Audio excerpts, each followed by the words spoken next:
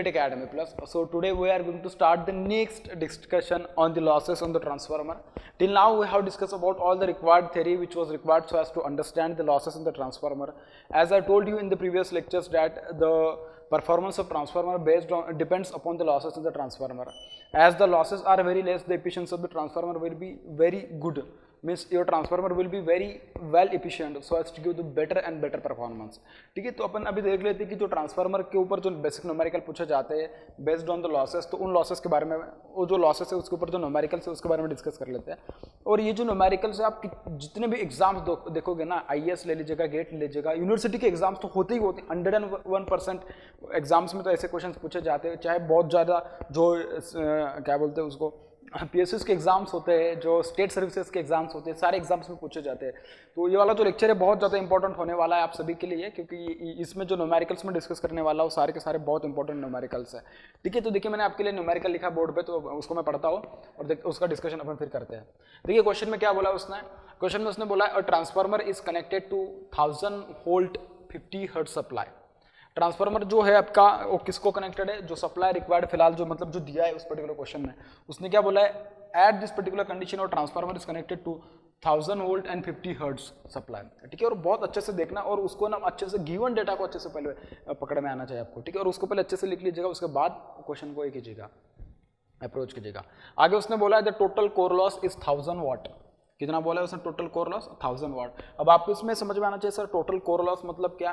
बेटा मैंने उस टाइम पे भी आपको समझाया था कि टोटल कोर लॉस जो होते हैं आपके पास hysteresis and eddy current losses दोनों लॉसेस से बन के आते हैं. ठीक है, तो आपको यहाँ से इस पर्टिकुलर क्वेश्चन मतलब इस स्टेटमेंट से आपको क्या समझ में आना चाहिए कि टोटल कोर लॉस मतलब क्या, hysteresis and eddy current loss. वैसे उसने आगे बोल भी दिया है और total core loss is 1000 watt of which, जिसमें से 700 are hysteresis and 300 watt and what 300 watt are eddy current losses.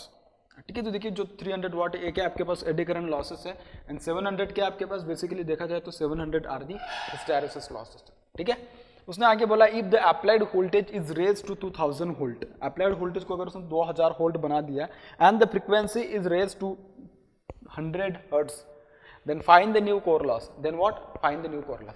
सबसे पहले क्या करोगे, जब भी आपको hysteresis losses and eddy current losses के ऊपर जो भी कुछ न्यूमेरिकल्स आपको पूछे जाएंगे, सबसे पहले आप एक बात ये कर लीजिएगा, उसमें वोल्टेज एंड फ्रीक्वेंसी का वेरिएशन अगर दो अलग अलग स्टेप्स में दिखाई दे रहा है आपको, तो पहले आप क्या कीजिएगा उसमें केस 1 और केस 2 ऐसा कंसिडर कर लीजिएगा, क्योंकि उसके अकॉर्डिंग आपको पता चल जाएगा कि आपको जो V/F का जो रेशियो वो किस तरीके से मेंटेन है, वो आपका जो रेशियो किस तरीके से मेंटेन है ये आपको बहुत अच्छे से पता चल जाएगा. And then you can accordingly move towards the next part of the question. ठीक है, देखिए जो उसने बोला है उसके अकॉर्डिंग मैं सबसे पहले क्या है ना गिवन लिख लेता हूँ. क्या कर लेता हूँ मैं, गिवन लिख लेता हूँ. और मैंने बोला कि जब मैंने क्वेश्चन को पढ़ा उसी टाइम मुझे पता चल गया कि उसमें दो अलग अलग कंडीशन आ रहा है कि जिसमें वोल्टेज जो मेंटेन है वो अलग अलग है. पहले केस में जो था वो था 1000 वोल्ट एंड 50 हर्ट्ज, उसके बाद उसने बोला 2000 वोल्ट एंड 100 हर्ट्ज. तो मैं उसको दे देता हूँ केस 1 एंड केस 2 का नाम. तो देखिए जो केस 1 है बट आपके पास केस 1 क्या बोला है, जो केस 1 है आपके पास केस 1 में देखिए उसने क्या बोला है, जो उसने बोला कि केस 1 में उसने जो वोल्टेज बोला आपको, वोल्टेज देखिए कितना दिया, तो वोल्टेज इन द केस 1 मैं उसको V1 बोल रहा हूँ, तो फ्रीक्वेंसी जो दिया है उस टाइम पे कितना दिया वो लिख रहा हूँ मैं, और उसके करस्पॉन्डिंग जो कोर लॉसेस दिए PC which is equals to PH plus PE वो कितने दिए वो भी मैं आपको लिख के देता हूँ. ठीक है, V1 का वैल्यू उसने बोला है 1000 वोल्ट. ठीक है, देन F1 का वैल्यू उसने दिया 50 हर्ट्ज, कितना दिया है 50 हर्ट्ज. ठीक है, तो यहाँ से अगर मैं V/F का अगर रेशियो देखूँ तो V/F is equals to 1000/50 is equals to 20 is equals to what 20. 1000/50 is equals to what, it is equals to 20. PC is equals to what, PH plus PE. PE कितना दिया आपके पास, PC कितना दिया देखा जाए तो PC is given us 1000 कितना दिया 1000 वाट. So this is nothing but 1000 watt is equals to PH and PC की अगर मैं बात करूँ PC एंड PH का अगर मैं बात करूँ तो PC का वैल्यू देखिए उसने कितना दिया है, PC टोटल 1000 वाट दिया है और PH जो दिया आपके पास PH कितना दिया है, मैं यहाँ पे लिख रहा हूँ PH is equals to this one. ठीक है, उसको यहाँ पे कोई लिखने की जरूरत नहीं, मैं डायरेक्टली लिख देता हूँ यहाँ पे कि PH जो दिया आपके पास PH कितना दिया 700 वाट एंड जो आपके पास P जो दिया है इट इज़ गिवन अस 300 वाट. ठीक है, इस तरीके से दिया. अब उसने बोला किसके लिए जो डेटा दिया, पूरा का पूरा डेटा किसके लिए बेटा, जो पूरा का पूरा जो डेटा दिया आपके पास this entire data is for case 1 के लिए. अब केस 2 की अगर मैं बात करूँ तो केस 2 में उसने थोड़ा वेरिएशन करके देखिए क्या क्या बोला है आपको. तो जो केस 2 है उस केस 2 को अपन डिक्टेट करते हैं यहाँ पे और उसके बारे में देखते हैं. केस 2 में जो उसने बोला है केस 2 में जो उसने बोला, देखिए उसने क्या बोला, वोल्टेज को कितना बनाया उसने, वोल्टेज को उसने बनाया 2000 वोल्ट एंड फ्रीक्वेंसी को उसने कितना बनाया 100 हर्ट्ज बनाया. So voltage is made here V2 में इसको नाम दे देता हूँ, सेकंड केस है इसके लिए. दिस इज मेड 2000 वोल्ट ना, बिल्कुल सही है. तो this is made 2000 volt and frequency F2 is equals to what, it is equals to 100 hertz. आप देख सकते हो कि यहाँ पे जो V/F का रेशो था, this ratio was equals to what 1000/50 it was equals to 20. अगर इसके बारे में अगर मैं बात करूँ तो इसमें देखते हैं कि V2/F2 का रेशो कितना आ रहा है. V2/F2 is equals to this is 2000 divided by 100 hertz. This was equals to 20. तो इसका मतलब क्या, V/F का रेशो जो रेशो कैसे आपके पास मेंटेन है, V/F का रेशो किस तरीके से मेंटेन रेशो है. अब इसमें मैं जो भी कुछ डिस्कस करूंगा ना, आप पूरा अच्छे से देखना इस पूरे के पूरे डिस्कशन को, क्योंकि इसमें बहुत सारे केसेस मैं आपको अवेलेबल करके देने वाला हूँ. ठीक है, पहले आप देखना कि मैं जो पहले डिस्कस कर ले रहा हूँ, पहले क्वेश्चन के अकॉर्डिंग डिस्कस करूंगा, उसके बाद जो केसेस पॉसिबल हो सकते हैं उन केसेस के बारे में डिस्कशन करूंगा. ठीक है, अब यहाँ पे आप देखिएगा जो क्वेश्चन है उसके अकॉर्डिंग अगर मैं बात करूँ, देखिए आपके पास जो हिस्टैरिसीस लॉसेस होते हैं, वो लॉसेस क्या होता है, PH is equals to KH multiply by BM raise to X multiply by F multiply by what V. इस तरीके से समझ मेरी बात. और मैंने BM को किससे रिप्लेस करके बताया था, आपको बताया था मैंने, BM can be replaced by V/F. BM can be replaced by what V/F से उसको क्या किया जा सकता है, V/F से आप उसको रिप्लेस कर सकते हो. So PH is equals to KH multiply by V/F to the power x multiply by F multiply by what, V is nothing but what, here V is the volume of the core. क्या है, V is nothing but what, it is the volume of the core. But अगर आप थोड़ा उसको अच्छे से देखो, अगर मैंने देखिए उसको, अगर मैं उसको दो केसेस कंसिडर कर लूँ, कैसे बता रहा हूँ मैं उसको, दो cases, this is the case 1, उसके करस्पॉन्डिंग जो होगा this will B 1, this will B 1, this will B 1. ठीक है, तो उसको केस 1 का नाम दे रहा हूँ. सिमिलर अगर मैं उसको केस 2 के, क्योंकि मेरे पास दो केसेस है, उसके अकॉर्डिंग मैं उसको समझ रहा हूँ. ठीक है, तो जो आपके पास ये जो hysteresis constant, it will be same in the second case as well, V2/F2 to the power x multiply by F2 multiply by what, V volume of this core. तो ये बन जाएगा आपके पास के केस 2, इस तरीके से बन जाएगा. तो आप जो भी चीज़ें इसमें देखोगे ना, इसमें सारी की सारी चीज़ें समझने के लिए आपको बस उसका, अगर ए वाला जो स्टेप अगर मैं जो बोल रहा हूँ उसको अगर आप अच्छे से समझ गए ना, तो इसके ऊपर जितने भी न्यूमेरिकल आए ना, सारे के सारे न्यूमेरिकल आप बहुत अच्छे लेवल पे उसको समझ जाओगे. क्या बोल रहा हूँ मैं, सारे के सारे न्यूमेरिकल आप बहुत अच्छे लेवल पे उसको समझ जाओगे. देखिए क्या है ना, मैं अभी उसको लिखता हूँ PH1 अपॉन PH2 में डायरेक्टली उसको लिख रहा हूँ, उसको कट वगैरह क्या करना है आप कर लीजिएगा. इन दोनों को अगर मैं लिखूंगा तो देखिए क्या आ जाएगा, V/F to the power x multiply by F1 divided by, ये V1/F1 होगा, this will be V2/F2 to the power x multiply by what F2 to the power what this divided by F2. इस तरीके से. तो देखिए आप देख सकते हैं कि अगर V1/F1 का रेशो अगर कांस्टेंट है, क्या बोल रहा हूँ मैं, अगर V1/V2 का रेशो, मतलब V1/F1 मतलब क्या, जो आपके पास V/F का रेशो, अगर V/F इज कांस्टेंट, मैं इसके लिए लिख देता हूँ, if V/F is equals to constant, अगर बेटा ये कांस्टेंट होगा तो आपके पास PH1 अपॉन PH2 का जो रेशो आने वाला है, देखिए वो रेशो किस तरीके से आने वाला है.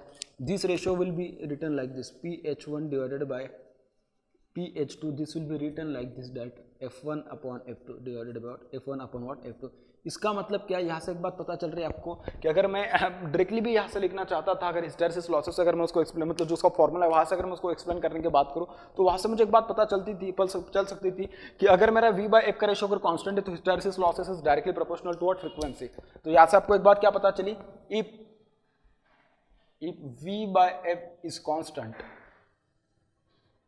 constant, then hysteresis loss is directly proportional to what, frequency. Then it is what, it is directly proportional to frequency. ठीक है, मैं इसके सारे के सारे केसेस आपको डिस्कस करके दूंगा, आपको उसके बारे में बिल्कुल भी चिंता करने की, वरी करने की जरूरत नहीं. Just believe me and just follow me. ठीक है, इस तरीके से. तो अगर डायरेक्टली मैं उसको यहाँ से इतना बिल्कुल भी एक्सप्लेन नहीं करता या बिल्कुल भी इतना कुछ लिखता नहीं, अगर मुझे डायरेक्टली पता होता कि अगर V/F रेशियो कांस्टेंट है, उसको मेंटेन है, then hysteresis losses is going to be what, it is going to be directly proportional to the frequency.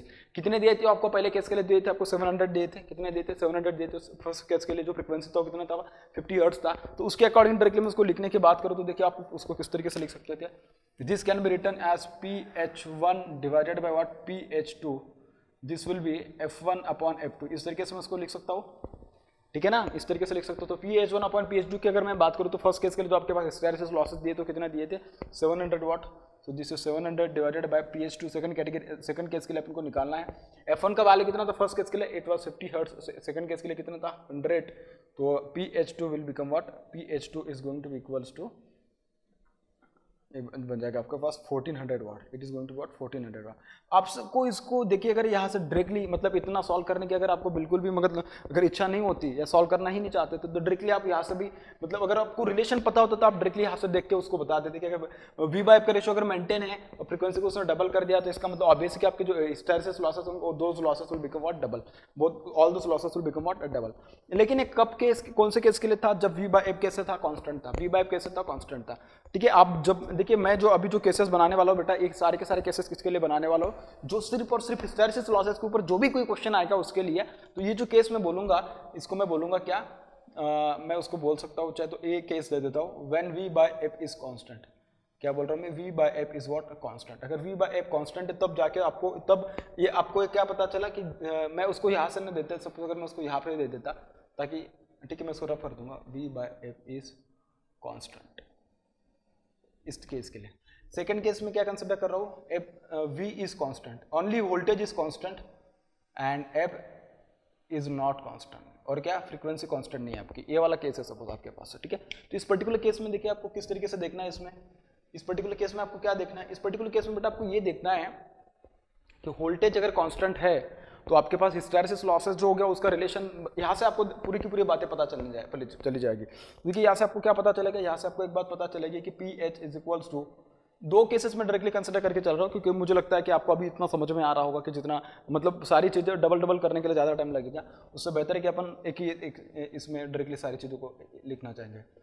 तो v1 by F one multiply by what F, और ये वॉल्यूम ऑफ द कोर, और अगर मैं इसको 1 नाम दे दूँ तो, और इसको भी 1 दे दो, और सेकंड केस के लिए अगर मैं लिखूँ वी पी एच टू मतलब this is K, and V by F V two by F two multiply by what F two multiply by what V. और यहाँ पे आपको एक बात पता क्या, V one is equals to V two but F one is not equals to what F two, ये वाला केस है आपके पास। क्या बोल रहा हूँ मैं बोल रहा हूँ कि V one is equals to V two है and F one is not equals to F two है। तो यहाँ से एक बात आपको क्या पता चलेगी, यहाँ से आपको एक बात ये पता चलेगी कि भाई जो के होगा ये क्या होगा, कांस्टेंट, दोनों केस में तो सेम होगा, ये कैंसिल हो जाएगा, ये भी कैंसिल हो जाएगा, ये भी कैंसिल होगा, वी तो दोनों केस में सेम है तो ये भी क्या हो जाएगा, कैंसिल हो जाएगा, तो ये क्या हो जाएगा, कैंसिल हो जाएगा। इसको अगर मैं लिखूँ तो किस तरीके से लिखा जाएगा, this will be P H one divided by P H two, then this will be written in such way, this will be written in such way that, आप उसको किस तरीके से लिख सकते हो, आप इसको किस तरीके से लिख सकते हो, आप देखिए ये वाला जो लिखा जाएगा, can this be written like this, f1 to the power 1 minus x, इस टाइप से लिख सकते हो आप उसको, इस टाइप से लिख सकते हो, बिल्कुल सही है ना भाई। इसमें क्या दिक्कत है, देखिए this will become what f1 divided by, ये देखिए इसको क्या लिख सकते हो, यहाँ से इसको कट करने के बाद ये क्या बनेगा, बेसिकली ये जो बनेगा आपके पास इस तरीके से बने f divided by f to the power x, तो ये बन जाएगा f1 to the power minus x, इस टाइप से बन जाएगा आपके पास, ठीक है। तो मैं इसको इस तरीके से लिख सकता हूँ f1 divided by f2 to the power 1 minus x, इस टाइप से लिख सकते हो आप उसको, बिल्कुल सही है। तो आपके पास एक केस कब बनेगा, this is possible when voltage is not constant, sorry voltage is constant, frequency is not constant, ये तब के लिए पॉसिबल है। और इस पर्टिकुलर केस में तो ऑब्वियस है कि वी बाई एफ क्या होगा, कांस्टेंट नहीं होगा, वी बाई एफ क्या होगा, कांस्टेंट नहीं होगा, इसका मतलब क्या, V by F is not constant. ये कौन सा केस बना, बी केस, सेकंड केस बना। थर्ड केस की बात क्या हो सकती थी, V is not constant and f is constant and what f is constant and क्या f is constant, उस केस के लिए। तो इस पर्टिकुलर केस के लिए क्या बनेगा आपके पास, उस पर्टिकुलर केस के लिए आपके पास ये बनेगा कि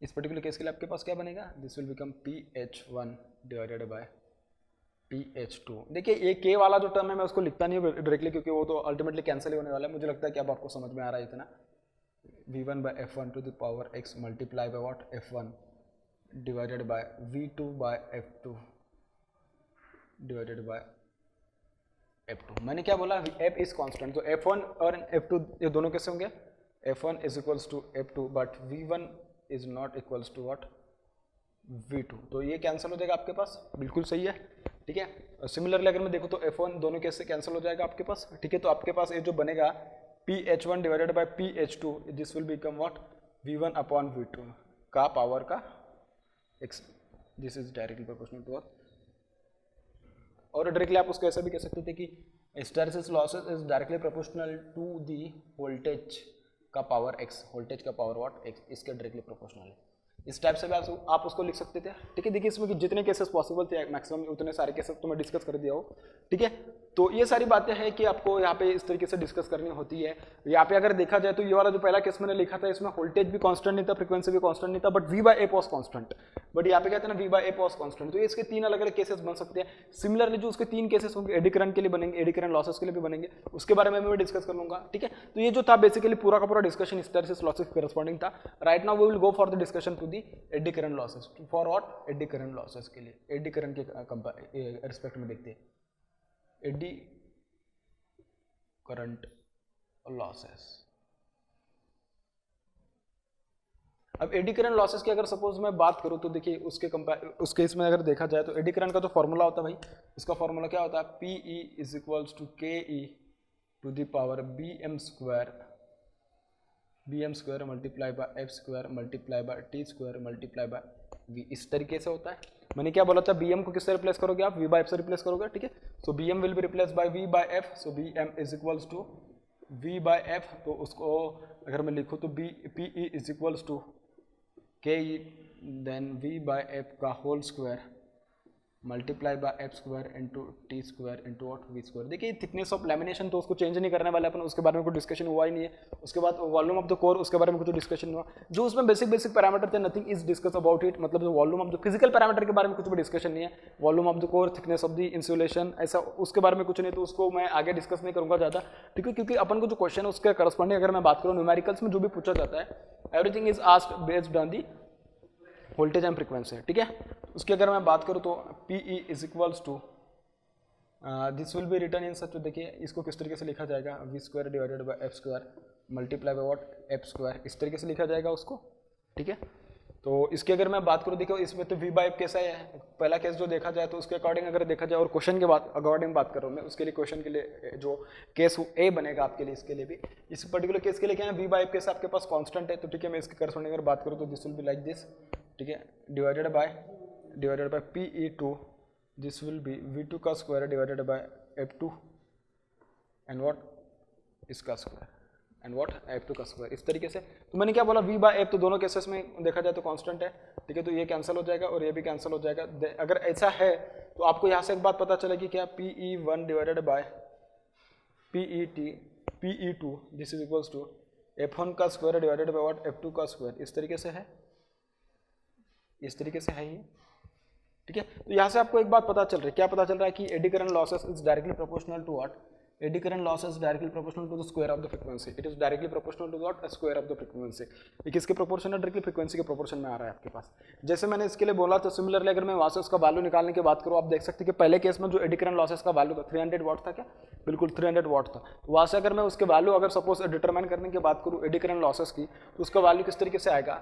आप डायरेक्टली लिख सकते हैं PE1 divided by PE2 is equals to F1 square divided by what? F2 square. इस तरीके से लिख सकते हो आप उसको, ठीक है। तो मुझे एक बात बोलो, PE1 का वैल्यू बेटा कितना है? PE1 का वैल्यू उसने बोला है 300 वाट।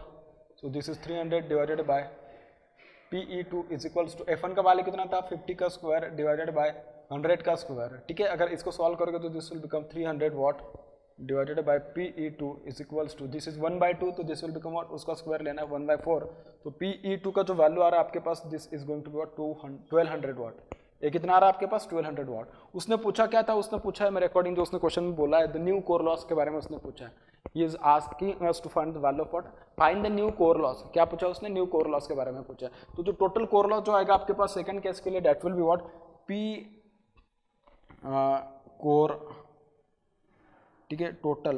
तो बेटा इसका जो वैल्यू आएगा आपके पास, this is going to be PH2 plus PE2। PH2 का मतलब क्या है ना? Hysteresis losses in the second case, and PE2 nothing but what? Eddy current losses in the second case. ये जो होगा आपके पास, this will be what? This will be PH2 मतलब hysteresis losses in the second case. वो कितने आए आपने जो सॉल्व किया उसमें?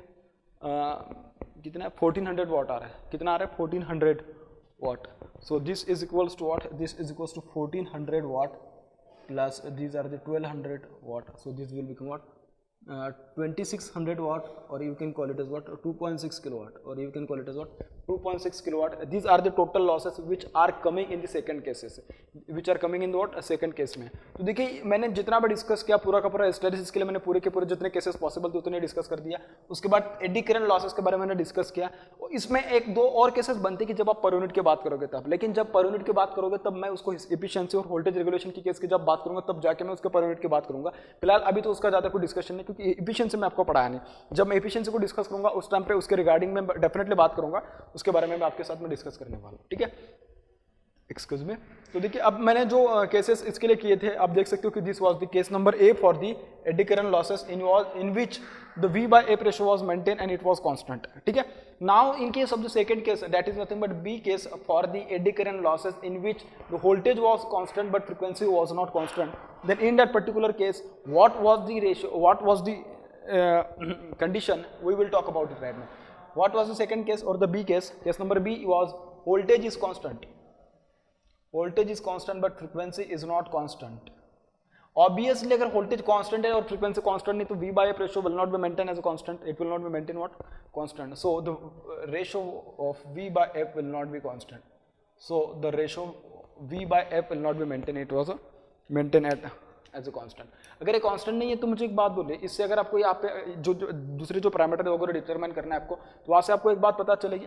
ठीक है, देखिए मैं उसको रब कर लेता हूँ क्योंकि मुझे यहाँ पे जगह की जरूरत पड़ रही है और मैंने उसका सोल्यूशन भी लिख दिया है. ठीक है,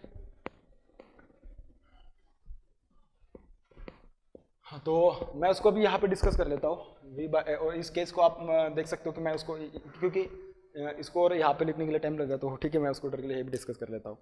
तो आप देख सकते हो कि जो हिस्टैरिसीस एडी करंट लॉसेस होते हैं PE is equals to what, PE is equals to KE multiply by, directly मैं उसको BM स्क्वायर के फॉर्म में नहीं लिखूंगा, डायरेक्टली V by F के रेशियो के फॉर्म में लिखूंगा.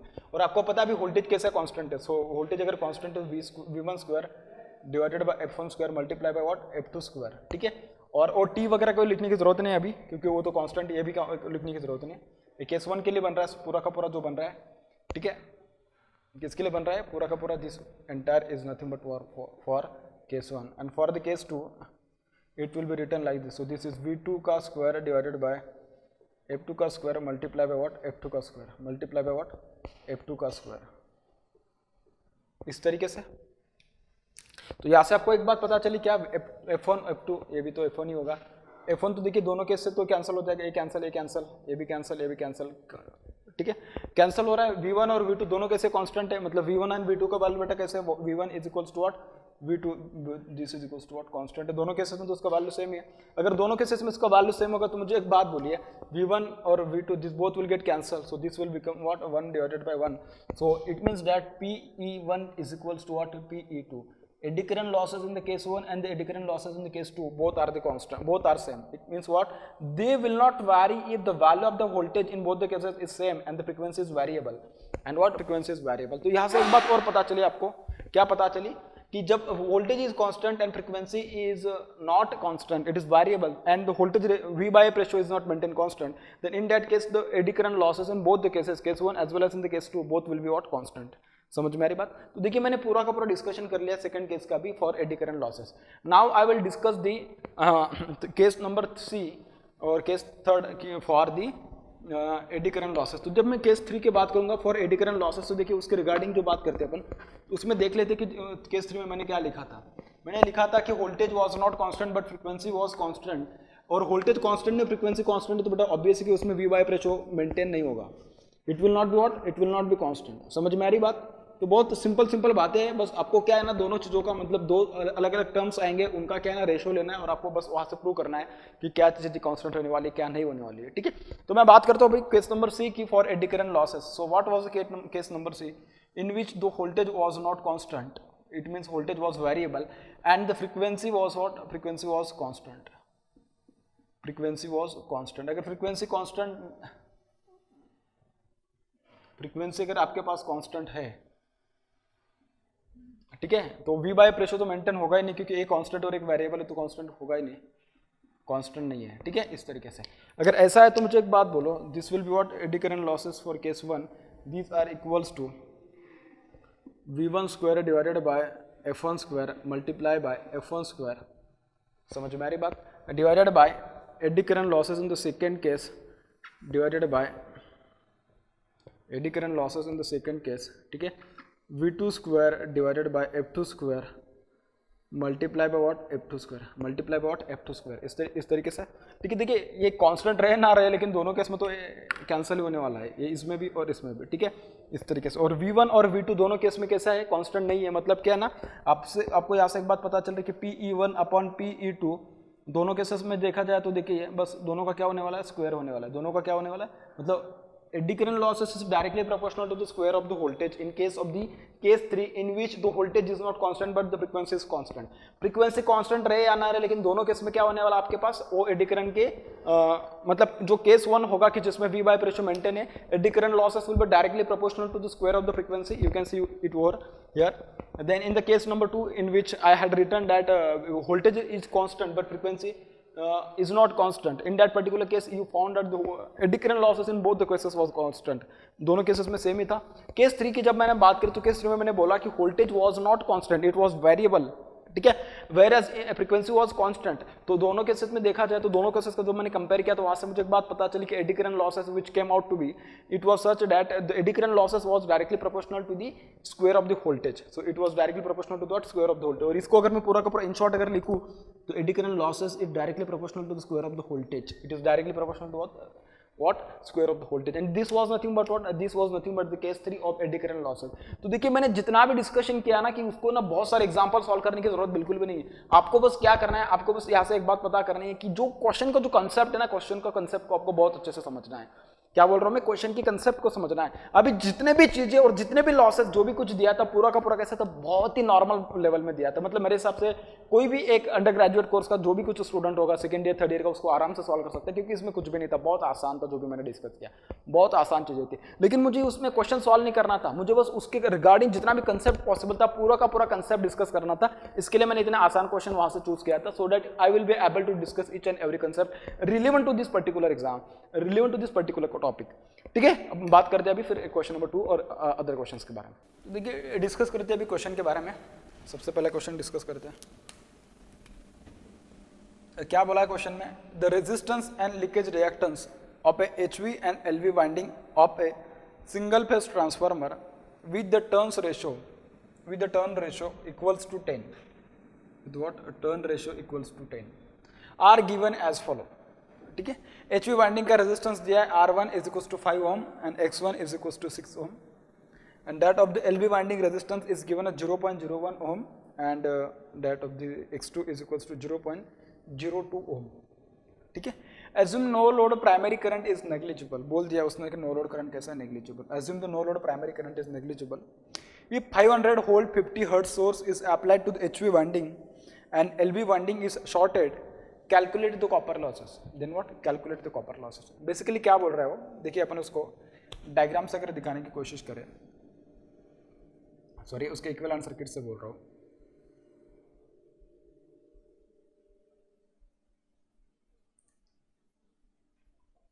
ठीक है ना।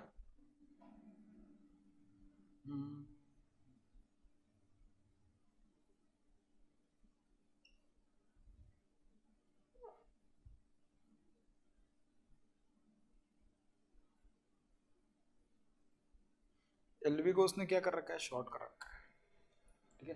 दिस वाइंडिंग इज शॉर्टेड, अगर इस वाइंडिंग को उसने शॉर्ट कर दिया है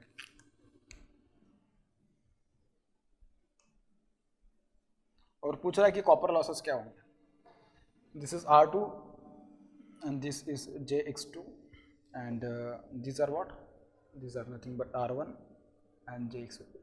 थोड़ा अच्छे से देखा जाए तो this is nothing but what, this is nothing but the short circuit test which is performed on the transformer in order to estimate the values of the resistances and reactances of the winding, ठीक है, वो short circuit test है। अब क्या करता हूँ, ये सारे के सारे पैरामीटर में प्राइमरी साइड की ओर रेफर कर लेता हूँ, ठीक है ना, क्योंकि प्राइमरी का सप्लाई उसने बोला भी आगे कि if 500 volt 50 hertz source is applied to HV winding, यहाँ पे सोर्स अप्लाई किया उसने 500 वोल्ट का। जब मैं इन पैरामीटर्स को रेफर कर लूंगा और उसने N1/N2 का रेशियो कितना दिया है, N1/N2 का रेशियो उसने दिया है 10, मतलब उसने बोला turns ratio is nothing but N1/N2, it is given us 10।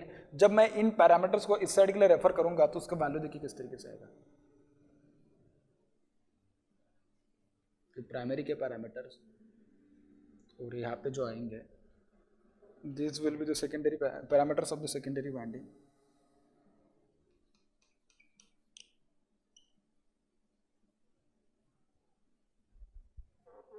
These are the parameters of what? Secondary winding. Refer करने के बाद इस तरीके का सर्किट बनने वाला आपके पास, ठीक है।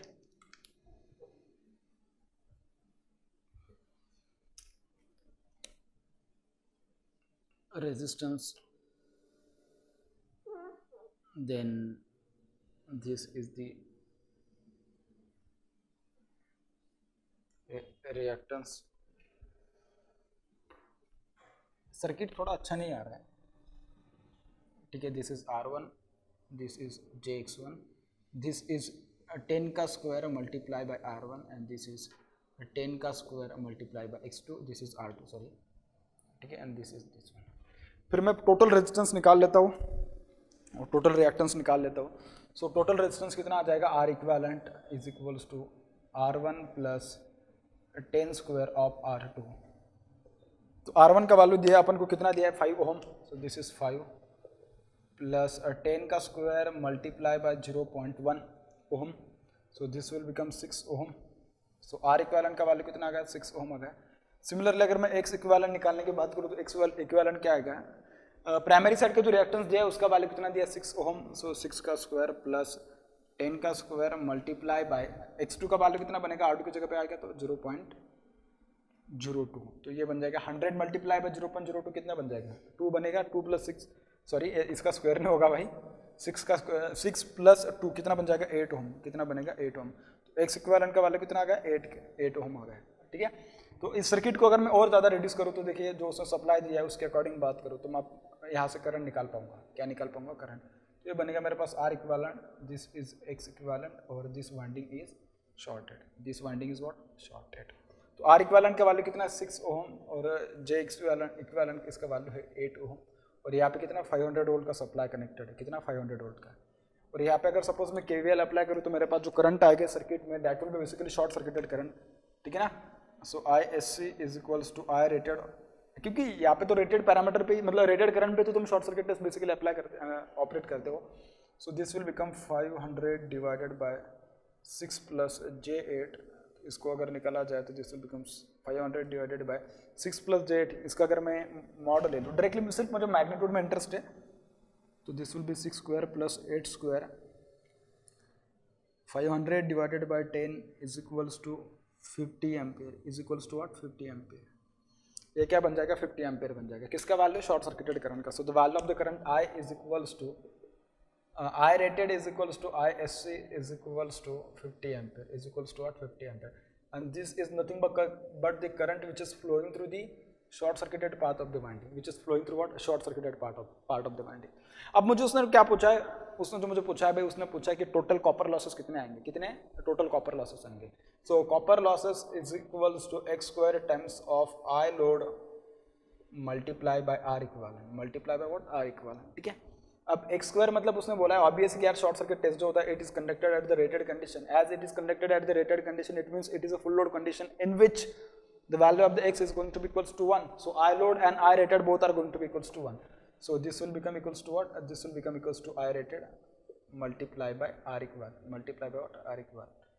तो I rated का वैल्यू कितना आ जाएगा? अपने तो अभी निकाला 50, तो 50 का square, so 50 multiply by 50 multiply by R equivalent कितना वैल्यू है? 6 है ना, निकाला इसके पहले अपन ने। सो this will become 2500 multiply by 6, तो ये 00 यहाँ पे हो जाएंगे 25 गुना 6, 25 multiply by 6, it will become 150 ना।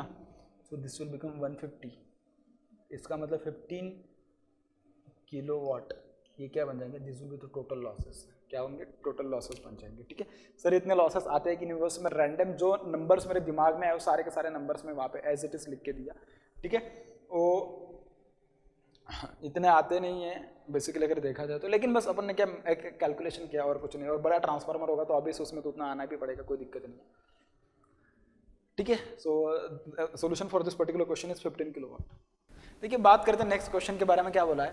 110 volt 60 hertz single phase transformer has hysteresis loss of 340 watt and eddy current loss of 120 watt. If the transformer is operated from 120 volt 50 hertz supply means then compute the total core losses, then compute the what total core losses. देखिए क्या given है उसमें, पहले given जो data दिया है उसके बारे में डिस्कस करते हैं। दो अलग अलग केसेस होने वाले यहाँ पे, दो क्या अलग अलग cases, case 1 and case 2। Case 1 में देखिए ट्रांसफार्मर का वोल्टेज एंड फ्रीक्वेंसी अलग है, और केस 2 जो दिया है उसमें अलग है वोल्टेज एंड फ्रीक्वेंसी, केस 2।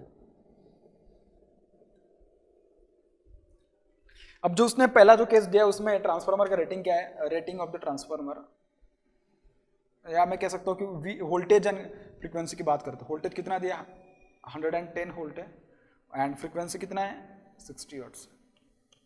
और इस टाइम पे जो उसने हिस्टैरिसीस लॉस दे रखे हो कितने, और एडी करंट लॉसेस जो दे रखे हो कितने हैं। Hysteresis losses 340 watt and eddy current losses कितने दिए 120 वाट। एडी करंट लॉसेस कितने दिए 120 वाट दिए, ठीक है। अब मैं अगर सपोज सेकंड केस की बात करूं तो सेकंड केस में उसने वोल्टेज को 110 वोल्ट से कहाँ तक लेके आया 120 वोल्ट तक लेके आया। Voltage is 120 volt. फ्रीक्वेंसी को 60 हर्ट्ज से कहाँ पे लेके आया है 50 हर्ट्ज। कहाँ पे लेके आया 50 हर्ट्ज। और इस टाइम पे आपको पूछा है कि पीएच और पी का वैल्यू कितना आएगा। इंडिविजुअल नहीं पूछा, बेसिकली उसने कोर लॉस पूछा है ना, तो उसने पूछा है कि PC is equal to PH plus P क्या आएगा, बेसिकली पूछा। जब भी आपके पास है ना लॉसेस इन ट्रांसफार्मर हो, खास करके एडी करंट हिस्टैरिसीस लॉसेस के रिलेवेंट अगर क्वेश्चन आए और ऐसे 2-3 कंडीशन वाला ऐसा कुछ क्वेश्चन हो, तो सबसे पहले चेक करोगे कि उसमें V/F रेशियो मेंटेन है या नहीं। क्या चेक करोगे V/F रेशियो मेंटेन है या नहीं, ठीक है। मैंने इसके पहले भी आपको बताया, उसके तो पूरे केसेस में डिराइव करके बताया आपको V/F रेशियो मेंटेन है या नहीं। First of all check V/F, ठीक है। तो अगर मैं पहला V1/F1 अगर चेक करूँ तो V1 का वैल्यू कितना है 110, F1 का कितना है 60, तो ये कितना बन जाएगा 11/6, कितना बनेगा 11/6।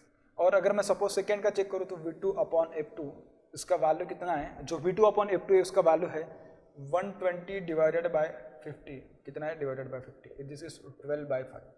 11/6 is not equals to 12/5. It means V/F ratio is not constant. It means what? V/F is not constant. V/F is not constant. ठीक है, V/F रेशो कांस्टेंट है क्या, बिल्कुल नहीं है। अगर V/F रेशो कांस्टेंट नहीं है तो अपन क्या करेंगे, उसको नॉर्मल जो अपन के पास फॉर्मूला होता है उसके अकॉर्डिंग अपन उसको क्या करेंगे, प्रोसीड करेंगे। देखिए मैं सबसे पहले निकालूंगा पीएच, क्या निकालूंगा हिस्टैरिसीस लॉसेस निकालूंगा।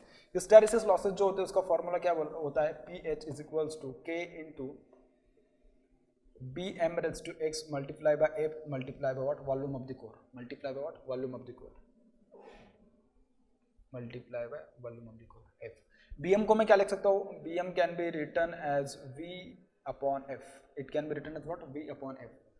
अब x जो दिया x का वैल्यू क्या है, जो उसने दिया मेरे पास, उसने दिया है या नहीं मैं उसको पहले देख लेता हूँ।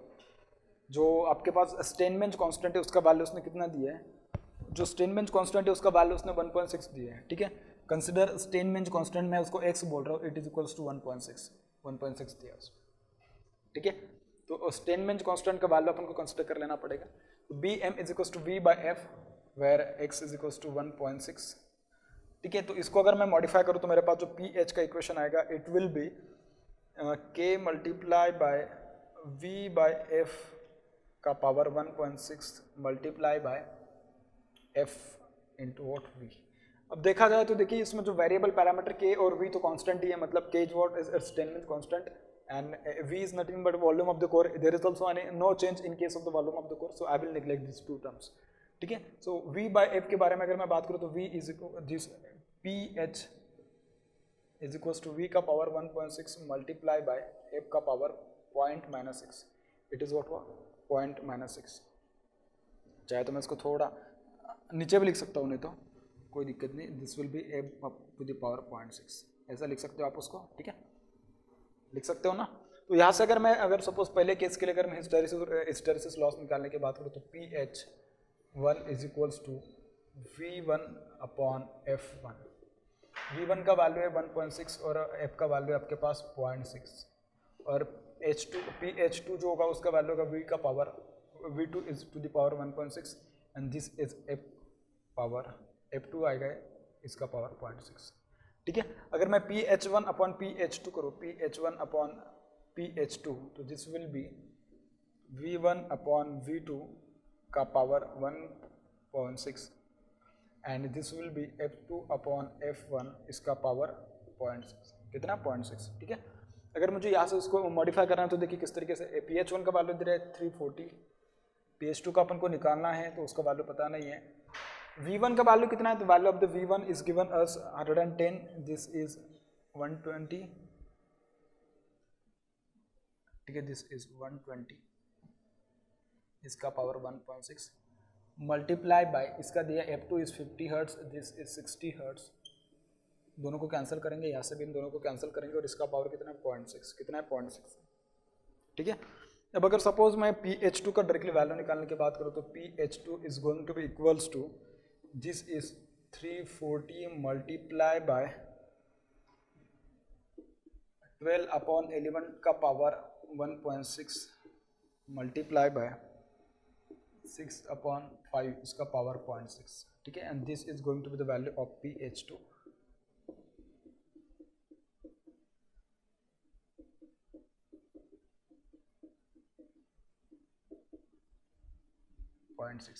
अब इसको अगर कैलकुलेट करना, मेरे पास कैलकुलेटर है, मैं उसको कैलकुलेट करता हूँ, तो देखते हैं कि उसका वैल्यू क्या आता है।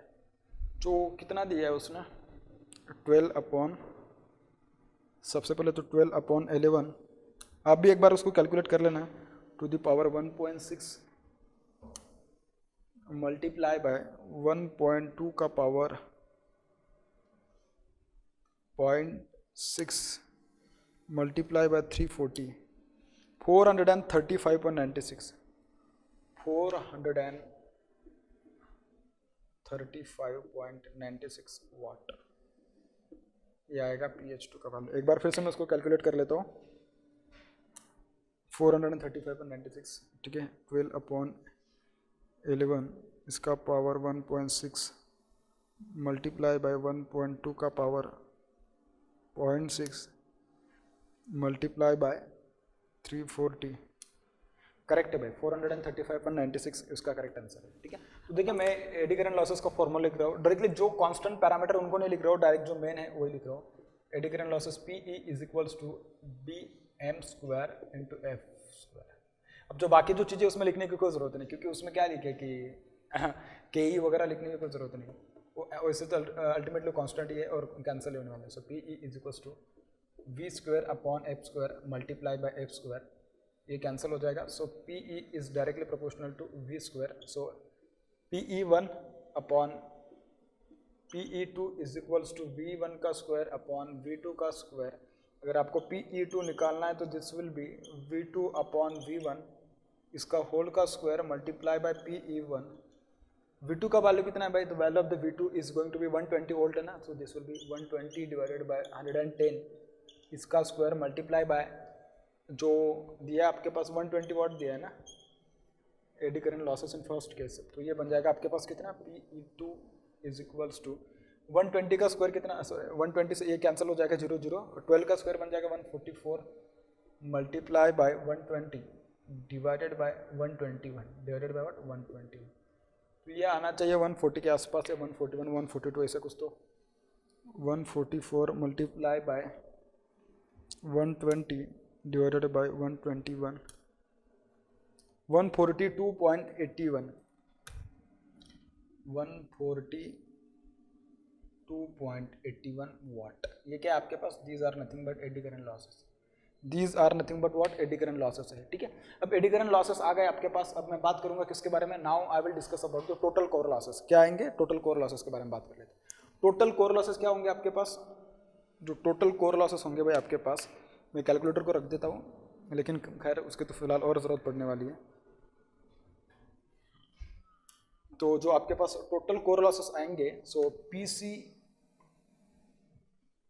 Total is going to be equals to PH2 plus PE2 plus what PE2. Hysteresis losses in second case are 435.96 plus eddy current losses in second case are 142.81, ठीक है। तो इसका अपन देख लेते हैं कि कैलकुलेशन क्या आने वाले इसके values, this plus 435.96 578.77 this is 578.77 वाट। ठीक है, कितना आ रहा है? 578.77 वाट। ठीक है, तो देखिए यहाँ से मैंने जो आपको डिस्कस किया फिलहाल इस क्वेश्चन में, तो यहाँ से अपन को एक बात पता चले कि भाई कभी भी कोई भी क्वेश्चन आ जाए हिस्टैरिसीस, एडी करंट लॉसेस, तो आपको पहले उसको क्या करना है, पहले चेक क्या करोगे, V/F रेशियो मेंटेन है या नहीं, पहले ये चेक करोगे। उसके बाद पूरा का पूरा जो क्वेश्चन है उसको क्या करोगे, आगे प्रोसीड करोगे। क्योंकि इसमें बहुत सारी चीजें होती है कि अगर आपको एक बार अच्छे से पता चल गया कि इसमें सो एंड सो चीजें की जो कांस्टेंट है, तो फिर आपको उसको आगे सॉल्व करने में कुछ भी दिक्कत नहीं आती, आराम से आप उसको सॉल्व कर लेते हो। देखिए बात करते हैं नेक्स्ट क्वेश्चन के बारे में। क्या बोला है क्वेश्चन में? बहुत ही अच्छा और बहुत ही कंसेप्चुअल क्वेश्चन है। देखते हैं पहले क्वेश्चन में क्या बोला है। The ohmic hysteresis and eddy current losses in a transformer at 50 Hz are 2%, 1.5% and 1% respectively for a Steinmetz coefficient of 1.6. For a Steinmetz coefficient of what? 1.6. And the losses which are given in transformer, they are 2%, 1.5% and 1% respectively. The losses at 60 Hz for the same voltage and current. अगर voltage और current का value same होगा तो उस time पे losses का value कितना आएगा? And the output at 60 hertz for the total losses to remain the same on 50 hertz. बोल रहा है कि नेक्स्ट केस में कि जब output at 60 hertz for the total losses to remain the same as on 50 hertz.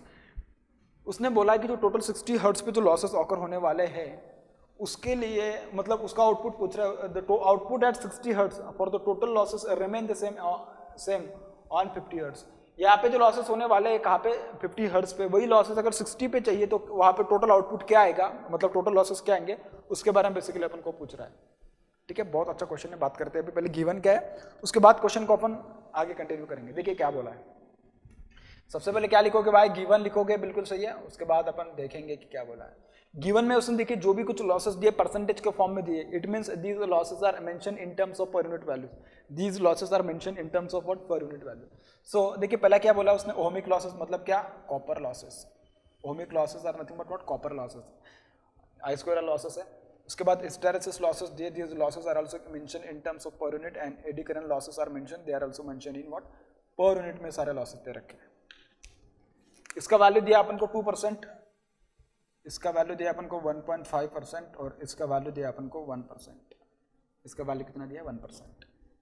ठीक है, सबसे पहले अगर मैं बात करूं, ठीक है ना, मैं इसकी बात कर लेता हूं, कॉपर लॉसेस की बात कर रहा हूं। ठीक है, कॉपर लॉसेस, लेकिन जो उसने बोला है वैसे कॉपर लॉसेस तो मैं ठीक है डिस्कस तो कर ही लूंगा, उसको कोई दिक्कत नहीं है। जो उसने बोला उसके अकॉर्डिंग बोला है, तो उसने देखिए क्या, these losses at 60 hertz frequency for the same voltage and current. मतलब इसमें वोल्टेज और करंट सेकंड केस में सेम रखा है लेकिन फ्रीक्वेंसी को चेंज कर रहा है। तो केस में 1 लिख रहा हूं यहाँ पे। केस 1 में क्या बोला है उसने? केस 1 यहाँ पे देखिए फ्रीक्वेंसी कितना दिया था उसने? फ्रीक्वेंसी ये जो लॉसेस दी, these losses are given at 50 hertz frequency. अब जो सेकंड केस बना रहा है उसमें फ्रीक्वेंसी का वैल्यू कितना कर रहा है? फ्रीक्वेंसी 60 हर्ट्ज कर रहा है। फ्रीक्वेंसी कितना कर रहा है? 60 हर्ट्ज कर रहा है। और जो वोल्टेज था, वोल्टेज क्या है? वोल्टेज सेम है। वोल्टेज कैसा है? सेम है। एंड करंट भी कैसा? करंट भी कैसा है? सेम है। करंट भी कैसा? सेम। मतलब क्या? करंट कांस्टेंट है, वोल्टेज भी कांस्टेंट है। इसका मतलब यहाँ पे सिर्फ और सिर्फ उसने क्या चेंज किया? फ्रीक्वेंसी चेंज किया। क्या चेंज किया? फ्रीक्वेंसी चेंज किया। ठीक है भाई, सबसे पहले मैं कॉपर लॉसेस की बात कर लेता हूँ। किसकी? कॉपर लॉसेस की। कॉपर लॉसेस को देखिए जब मैं पर यूनिट में लिखता हूँ तो उसको कैसे लिखा जाता है?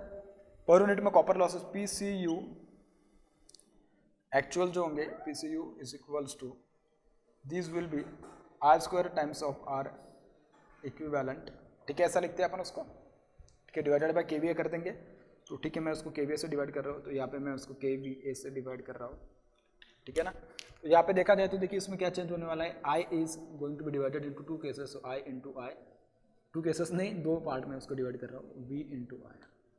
ठीक है, और सेकेंडरी की बात करें दोनों में तो वैसे तो कांस्टेंट ही होता है भाई, this is also secondary. I to I cancel हो जाएगा, तो ये क्या बन जाएगा? R equivalent divided by V2 upon I2, तो this is what? R per unit. ये कितना आ रहा है? R per unit. यहाँ पे आपको कहीं पे ऐसा नजर आ रहा है फ्रीक्वेंसी का टर्म है? बिल्कुल नहीं, यहाँ पे फ्रीक्वेंसी का टर्म नहीं आ रहा, लेकिन वोल्टेज कैसे कांस्टेंट है दोनों केसेस में? वोल्टेज कैसे कांस्टेंट है? इसका मतलब अगर देखा जाए तो PCU अगर देखा जाए तो आपके पास जो कॉपर लॉसेस आने वाले हैं, copper losses in per unit are equals to, ये लॉसेस कैसे equals to what? R per unit. ये कैसे? R पर यूनिट है। और उसमें उसने क्या बोला है? दोनों केसेस में V2 एंड I2 क्या है? सेम है। क्यों? क्योंकि उसने बोला है ना, these losses are required to be calculated at 60 hertz frequency, but the system voltage and frequency क्या है? System voltage and current, extremely sorry, system voltage and current दोनों केसेस सेम है, तो V2 and I2 in second case as well same है। तो यार यहाँ से एक बात पता चलेगा कि R per unit in first case and that of in the second case, दोनों केसेस सेम है, दोनों केसेस सेम है। इसका मतलब क्या, PCU per unit is going to be constant, PCU per unit is going to be constant and the value of that one is going to be equals to 2%, is going to be equals to what 2% होने वाला। ठीक है, अब बात करते हैं hysteresis losses के बारे में। किसके बारे में, हिस्टैरिसीस लॉसेस के बारे में। तो हिस्टैरिसीस मैं जो क्वेश्चन सॉल्व कर रहा हूँ, जिस क्वेश्चन नंबर 1 है उसका पार्ट है एक्चुअली। ठीक है, तो अब मैं बात करता हूँ हिस्टैरिसीस के बारे में। हिस्टैरिसीस में क्या लिखा है, उसने बोला है PH per unit is equals two divided by KV है ना, डायरेक्टली पर यूनिट नहीं लिखना, पहले अपन उसको मॉडिफाई करके चलते हैं। KVA, this is going to be equals to, ठीक है, K into BM raised to X multiply by F multiply by V divided by KVA, divided by what, KVA। अब उसको थोड़ा चेंज करते हैं अपन, देखिए क्या क्या बोला उसने। K तो कांस्टेंट ही है, K क्या है, कांस्टेंट है and it is a Steinmetz constant. ठीक है, तो उसकी कोई जरूरत नहीं लिखने की, डायरेक्टली ये भी कांस्टेंट है और ये भी कांस्टेंट है, उसको मैं नहीं लिखता। तो V बाय एफ जो बचा, और इसका वैल्यू उसने 1.6 दिया है, मल्टीप्लाई बाय एफ, ठीक है, divided by what, KVA, divided by what, KVA। ठीक है ना, तो इसको अगर मैं थोड़ा मॉडिफाई करूँ तो KVA को मैं क्या लिख सकता हूँ, V इंटू आई लिख सकता हूँ। तो this is V to the power 1.6 multiply by F to the power -0.6 divided by V into I, divided by V into I. तो V क्या बन जाएगा मेरे पास, V बन जाएगा मेरे पास 0.6 multiply by F to the power -0.6 divided by what, I, divided by what, I. तो यहाँ से मुझे क्या पता चला, जो मेरे पास ये actual V by F ratio constant नहीं है, इसके लिए ये सारा कुछ करना पड़ रहा है। अगर कांस्टेंट होता तो उसको अपन ने, तो मैं इसके लिए तो यार आराम, इसके पहले तो मैंने आराम से तो सारी चीज़ें मैंने वहाँ पे डिराइव करके दी है कि अगर एडी करंट लॉसेस या उसको पर यूनिट में कैसे कन्वर्ट करते हैं, हिस्टैरिसीस लॉसेस को कैसे कन्वर्ट करते हैं, similarly as that of in case of the copper losses, उसको भी मैंने पर यूनिट में कैसे कन्वर्ट करती है, सारी बातें तो मैं इसके पहले डिस्कस कर चुका हूँ। PH per unit is going to be equals to V by F to the power 0.6 multiply by current I, multiply by what, current आई।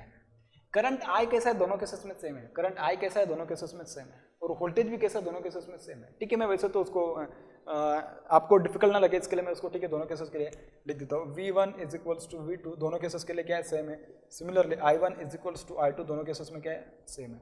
तो V तो डेफिनेटली कट हो ही जाएगा दोनों केसेस में अगर सेम है। अगर नहीं समझ में आ रहा है तो ठीक है, मैं उसको एज इट इज कंटिन्यू करके लेट के जाता हूँ।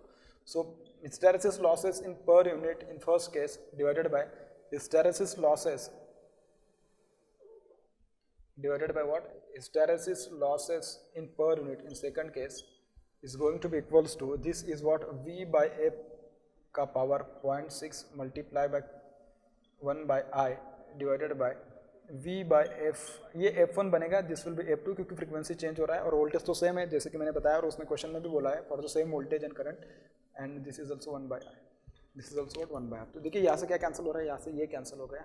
ठीक है, यहाँ से ये कैंसिल होने के बाद V और V भी कैंसिल हो गया, तो आपके पास जो आया वो क्या आएगा, PH per unit 1 divided by hysteresis losses in per unit for second case, these are going to be equals to F2 upon F1, इसका पावर कितना, 0.6, इसका पावर कितना, 0.6। ठीक है, तो आपके पास जो PH2 आने वाला होगा, PH2 in per unit, this one is going to be equals to F1 upon F2, इसका पावर कितना आएगा, 0.6 multiply by what, PH1, multiply by what, PH1, अरे and this is in per unit.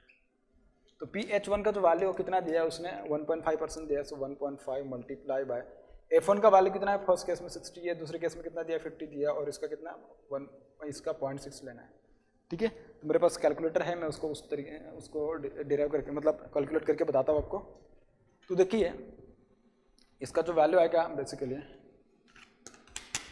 इसका value रहेगा 5/6 ना, बिल्कुल, इसका power 0.6 multiply bye 1.5%, ये आ रहा है 1.34%। कितना आ रहा है, this is nothing but 1.34%, this is 1.34%। These are the hysteresis losses in the second case in per. ठीक है, ये आया हिस्टैरिसीस लॉसेस। सिमिलरली अगर मैं एडी करंट लॉसेस की बात करूँ तो एडी करंट लॉसेस कैसे लिखते हैं अपन फिर, AD current losses is PE2, sorry directly पहले मैं उसको पर यूनिट में लिखना पड़ेगा ना, PE इज इक्वल्स टू के square BM square F square T square, ठीक है। तो ये जो बन जाएगा आपके पास, ये क्या बन जाएगा PE। अब मैं उसको अगर KVA से डिवाइड करूंगा तो PE पर यूनिट आ जाएगा, क्या आ जाएगा PE पर यूनिट, KVA से डिवाइड कर ले हैं, ठीक है। ये आ जाएगा मेरे पास, ये जो कांस्टेंट है कांस्टेंट को मैं हटा रहा हूँ डायरेक्टली, जो आएगा मेन जो मेरे पास है, ठीक है लिख देता हूँ चाहे तो, अगर दिक्कत आ रही है तो F square into T square into V divided by KVA। तो ये क्या बन जाएगा आपके पास, KE मल्टीप्लाई बाय BM को मैं क्या लिख सकता हूँ, V बाय F लिख सकता हूँ, इसका स्क्वायर मल्टीप्लाई बाय इसका square multiply by T square multiply by V, और इसको मैं क्या लिख सकता हूँ, V मल्टीप्लाई बाय I, ऐसा लिख सकता हूँ। तो देखिए F स्क्वायर है तो F स्क्वायर से F स्क्वायर कैंसिल हो जाएगा, अगर ये कांस्टेंट होता तो बात अलग थी, लेकिन यहाँ पे तो कैंसिल हो जा रहा है, और एक V से एक V कैंसिल हो जाएगा, तो ये बन जाएगा K into V into T square into V divided by what I। This is AD current losses in per unit, it means AD current losses, it means eddy current losses in per unit is directly proportional to the system voltage, directly proportional to what, system voltage। और उसने क्या बोला है, in both the cases the system voltage is same, क्या बोला है, system voltage in both the cases is same, due to which the eddy current losses in both the cases will be what, they will be same, ठीक है। so PE1 upon PE2 is equals to V upon V, so PE1 is equals to PE2, दोनों में क्या होगा, same होगा, और इसका value कितना होगा, PE1 is equals to PE2 is equals to what, 1%, is equals to what, 1%, and this is the correct answer for the question number 1। मतलब इसका जो फर्स्ट पार्ट था उसका करेक्ट आंसर क्या होगा, इसका करेक्ट आंसर होगा आपके पास 1%, ठीक है ना। जैसे कि अपन ने इसमें भी निकाला, इसमें भी उसका आंसर देखिए उसी तरीके से आया, ठीक है ना। तो दोनों केसेस में अपन उसको अच्छे से मतलब अच्छे से उसको हैंडल किया और उसका आंसर निकाला, ठीक है। अब बात करते हैं सेकंड पार्ट की, कि सेकंड पार्ट में वो क्या बोल रहा है। तो देखिए बात करते हैं नेक्स्ट जो इसका पार्ट है इसी क्वेश्चन का, द आउटपुट एट 60 हर्ट्ज, यहाँ पे कितना आउटपुट आएगा, for the total losses to remain the same on 50 hertz. जो टोटल लॉसेस जो 50 हर्ट्ज पे अपन को दिए थे, ये लॉसेस जो टोटल कितने हैं, टोटल लॉसेस अगर देखा जाए तो 2 + 1.5 + 1 को टोटल तीनों का एडिशन किया जाए तो कितना आएगा, 4.5%। ये 4.5% लॉसेस अपन को सेम चाहिए कहाँ पे, 60 हर्ट्ज पे। तो उस टाइम पे जो अपन के पास जो टोटल आउटपुट आएगा वो आउटपुट कितना होगा, जो उसकी जो पहली केस दी थी उस, मतलब जो पहले जो उसने वैल्यूज दिए थे उस वैल्यूज का, मतलब जो पहला 50 हर्ट्ज पे अगर मैं 50 हर्ट्ज को रेटेड मान लूँ तो उसका कितना % आउटपुट अपन को मिलेगा इन the second case at 60 hertz, ठीक है। तो देखिए सबसे पहले क्या करोगे, P लॉसेस, या मैं कह सकता हूँ उसको टोटल लॉसेस बोल सकता हूँ मैं उसको, ठीक है। टोटल लॉसेस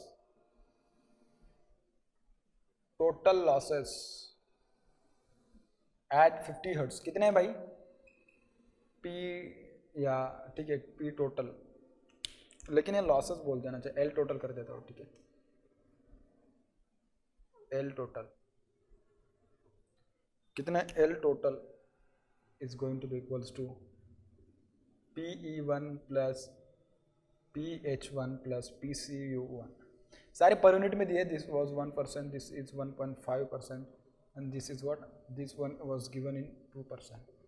तीनों का एडिशन किया तो कितना आ रहा है, 4.5% आ रहा है, कितना आ रहा है, 4.5% आ रहा है, and this are the total losses at 50 hertz, ठीक है।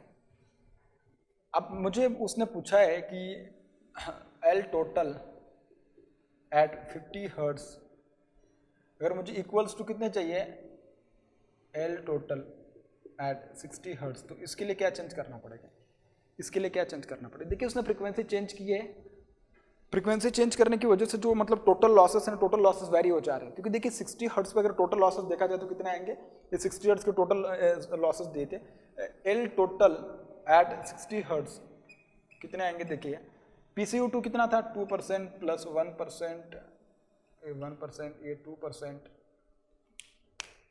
ठीक है। मैं इसको थोड़ा अच्छे से लिखता हूँ, 2% 1%, 1% plus 1.344%, so this is 3 plus 1 4, 4.3434%। ये क्या है, ये 60 हर्ट्ज पे है और यहाँ पे कितने 50 हर्ट्ज पे 4.5% है, मतलब 50 हर्ट्ज पे ज़्यादा है एज कम्पेयर टू 60 हर्ट्ज। अगर ऐसा कंडीशन है तो इसमें अपन को क्या देखना पड़ेगा, इसमें अपन को ये देखना पड़ेगा कि यार दोनों लॉसेस को अगर सेम लाना होगा तो क्या करना पड़ेगा। देखिए एक बात तो तय है कि मतलब जो आपके पास जो नो लोड लॉसेस होते हैं, जो कोर लॉसेस होते हैं, जो कांस्टेंट लॉसेस होते हैं, वो तो चेंज नहीं हो सकते, कुछ भी हो जाए दोनों केसेस में मतलब नो लोड लॉसेस तो सेम ही रहेंगे। अगर अपन को चेंज करना हो तो देखिए नो लोड लॉसेस का ये नो लोड लॉसेस है, अगर अपन को 60 हर्ट्ज के लॉसेस अगर 50 हर्ट्ज के लॉसेस के बराबर लाना है तो जो वेरिएबल होगा उसको वेरी कर दीजिएगा, उसके अकॉर्डिंग आप उसको सेट कर सकते हो। वेरिएबल कौन होता है, कौन चेंज हो सकता है, copper losses are variable losses, load losses, load को चेंज करके आप तो वेरिएबल लॉसेस को चेंज कर सकते हो। आपको ऐसा चेंज करना है कि 60 हर्ट्ज पे उतना लॉस आए कि उसका टोटल लॉस का समेशन जो 50 हर्ट्ज पे था उसके टोटल लॉस के समेशन के बराबर हो जाए। ठीक है, तो देखिए मुझे एक बात पता चल गई कि अगर ऐसा है तो मुझे एक बात पता है कि एक वेरिएबल है तो इसको वेरी करना पड़ेगा। क्या करना पड़ेगा, इसको वेरी। तो एल टोटल कितने थे 50 हर्ट्ज पे, वो थे 4.5%। कितने थे 4.5%। इज इक्वल्स टू मुझे ये जो कॉपर लॉसेस है पीसीयू पर यूनिट उसको इतना वेरी करना है, इसको क्या करना है, इतना वेरी करना है सो डैट मैं बस अपने हिसाब के लिए मतलब समझाने के लिए ऐसा लिख रहा हूँ, आप मत लिखना उसको। ठीक है, ऐसा मतलब आप अपने अकॉर्डिंग लिखना उसको जो लिखना होगा। तो टोटल कितने, दीज आर 2.344 इतने परसेंट है। तो पीसीयू को कितना वेरी करना पड़ेगा सो डैट उसका वैल्यू कितना आ जाएगा 4.5 माइनस 2.344। तो इसका अगर मैं वैल्यू देखूँ तो इसका वैल्यू देखिए कितना आने वाला है। इसका जो वैल्यू आएगा मेरे पास ये आएगा 4.5 माइनस 2.344, इसका वैल्यू आएगा 2.156। क्या आएगा 2.156।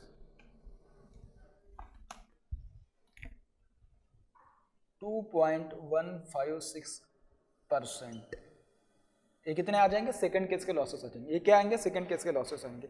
लेकिन ये सेकंड केस के लॉसेस कैसे हो रहे हैं, फर्स्ट केस के लॉसेस के रिगार्डिंग मतलब उसके अकॉर्डिंग अगर देखा जाए तो फर्स्ट केस में जो उसके लॉसेस थे एक्चुअल कंडीशन पे जो दिए तो कितने दिए थे 2% दिए थे, और यहाँ पे कितना हो रहा है, ज्यादा हो रहा है। इसका मतलब जो 50 हर्ट्ज पे अगर सपोज मैं रेटेड लॉसेस मान लो, जो उसने मेंशन किया नहीं फिलहाल वहाँ पे कि रेटेड है या नहीं है, सपोज अगर मैं 50 हर्ट्ज के लॉसेस को रेटेड मान लो तो उसके कंपैरिजन में तो 60 हर्ट्ज में भी कॉपर लॉसेस को बढ़ना पड़ेगा।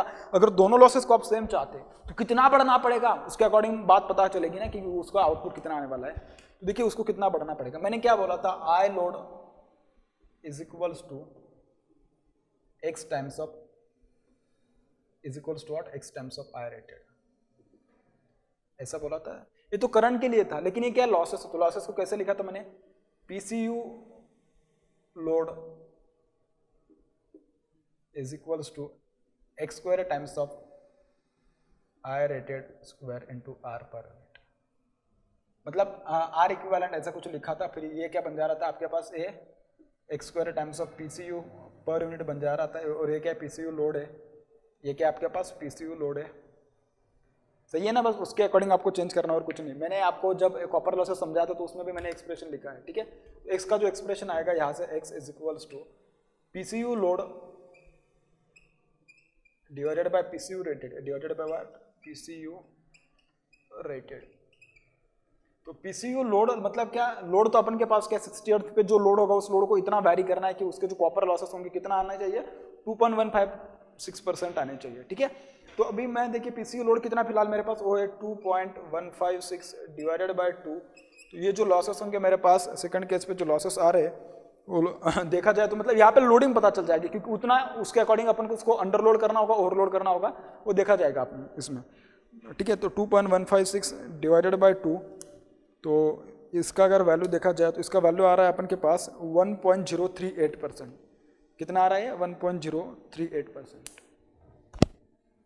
ये आ रहा है अपन के पास 1.038, ओनली एक्स है, ऐसे परसेंटेज वगैरह क्योंकि परसेंटेज से परसेंटेज तो हट जाएगा ना, इसका परसेंटेज डिवाइडेड बाय इसका परसेंटेज हट जाएगा। तो एक्स का वैल्यू कितना आ रहा है 1.038% आ रहा है, परसेंटेज सॉरी इतना आ रहा है। और एक्स का अगर मैं लोडिंग देखूँ तो लोडिंग कितना आएगा, परसेंटेज में निकालो तो 103.82 है, यहाँ पे 82%, मतलब क्या ये 3.82% ज़्यादा एक्स्ट्रा ओवरलोड करेगा। क्योंकि देखिए ना ऑब्वियस है कि क्योंकि रेटेड पे अगर 50 हर्ट्ज पे जो लॉसेस दिए थे 2%, 60 हर्ट्ज में वो बढ़ गए 2.156% हो गए। तो अगर कॉपर लॉसेस बढ़ गए तो ऑब्वियस लोडिंग बढ़ी होगी। तो लोडिंग कितने से बढ़ी, 3.82% से बढ़ी, क्योंकि वो 100% तो उसका तो एक्चुअल होता है, उससे ज़्यादा जा रहा है। कितना ज़्यादा जा रहा है, 3.82% जा रहा है। इसका मतलब क्या, आउटपुट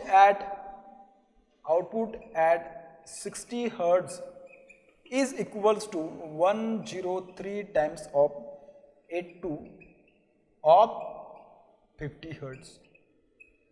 मतलब जो 60 हर्ट्ज का आउटपुट होगा, मैं कह सकूँ अगर output P out at 60 hertz is equals to 103.82 times of P out at 50 hertz.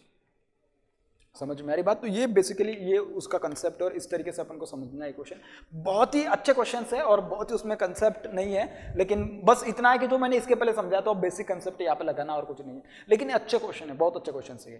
ठीक है, आपको उसको बहुत अच्छे से प्रैक्टिस करना है, उसके ऊपर उसके रिलेवेंट जो क्वेश्चन है सारे क्वेश्चन अच्छे से अटेम्प्ट करना है और देखना है कि आपका कंसेप्ट और कितना अच्छे से आप उसको इंप्रूव करा सकते हो। ठीक है।